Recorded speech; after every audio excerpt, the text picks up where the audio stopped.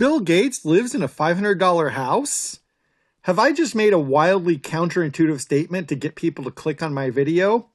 Well, if you watch further, you will find out why the statement I made, while not literally true, is a very interesting way to look at the realities of wealth. Bill Gates' main residence is located in Medina, Washington, across Lake Washington from Seattle and close to Microsoft headquarters in Redmond. The property is a complex that is recessed into a hillside on the shores of Lake Washington. It was built in the 1990s, is 66,000 square feet, and is worth around $100 million. Although Bill Gates maintains some level of privacy, the address of the Medina mansion is not a secret, and viewing it from boats on Lake Washington is a popular tourist pastime. Again, although Bill Gates maintains some privacy, some details about the mansion, such as its square footage, its many bathrooms, and its large garage, dining room, and library, are all pretty well known. So why do I say that a $100 million mansion is a $500 house? Well, let's look at that mansion's value compared to the amount of money that Bill Gates has. First, some of these calculations are going to be using spherical cows. Since someone's net worth and the value of a house can vary from month to month, and even from day to day, I will be looking at estimated numbers. This is also true when I look at the estimated wealth of a median homeowner. Bill Gates is estimated to be worth somewhere in the vicinity of $100 million. His house is worth around $100 million. We can do a simple unit cancellation and see that the Medina house represents 1/1000th of Bill Gates' wealth. For comparison, the average man of Bill Gates' age and education in King County might have between $500,000 and $1 million. King County is pretty affluent. So let's say the typical King County man in his 60s is worth $500,000. If we take 1/1000th of that, we get $500. So Bill Gates living in a gigantic mansion complex is the equivalent of someone worth $500,000 living in a $500 house. The problem with that comparison is, of course, that it's been a long time since even the most decrepit of shacks could be bought for $500 anywhere in the country. And King County is one of the nation's most expensive real estate markets. On Zillow, looking at properties that sell for under $50,000 gives us a few typos, a few empty lots, and one or two older mobile homes. If you had $50 million and lived in the cheapest mobile home you could find, that would be the equivalent of Bill Gates living in a house that is only worth $100 million. If we want to look at what is available for under $500, we have to look at prefabricated sheds.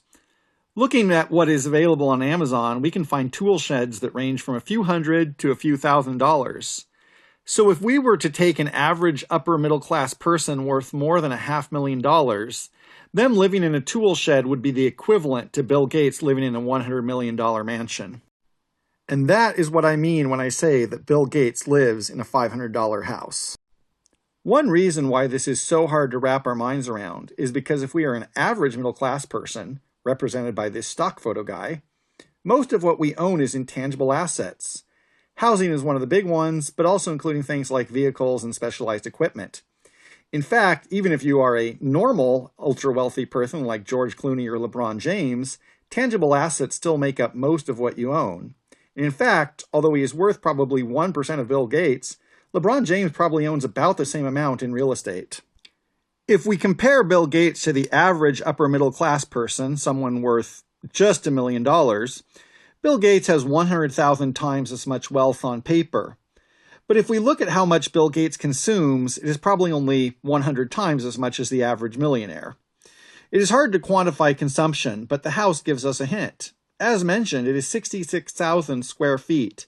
That is big, but is only about 30 times as big as the average house in Washington state. For the most wealthy people, their wealth is in two forms: financial instruments like stocks and bonds, and more esoteric financial assets, which are often long-term investments that are not liquid, or in the form of Veblen goods, which are things that are basically expensive because they are expensive. This includes jewelry, artwork, and other collectibles. In fact, in Bill Gates' library, he has one of these, a $30 million notebook of Leonardo da Vinci. This single document, in fact, is worth 1/3 the value of the entire mansion. For people concerned with wealth inequality, it often seems unfair that a single collectible good could represent the cost of housing for dozens or even hundreds of people. But the value tied up in Veblen goods is not something that can just be transformed into useful goods. We can open a Fabergé egg and see a building inside, but we can't transform a Fabergé egg into real buildings or other useful resources. The relation between intangible assets and symbolic forms of wealth and the actual economic realities we live in is a complicated one, so I will leave off that discussion for now. A lot of what I said here was simplified and skipped some information. I'm sure that there are lots of well actuallys to be made in the comments about my political and economic simplifications. But I hope the basic information showing just how small Bill Gates' tangible assets are in comparison to his paper wealth give people a good concrete image of how difficult it is to talk about money when it is operating in scales that we never personally experience.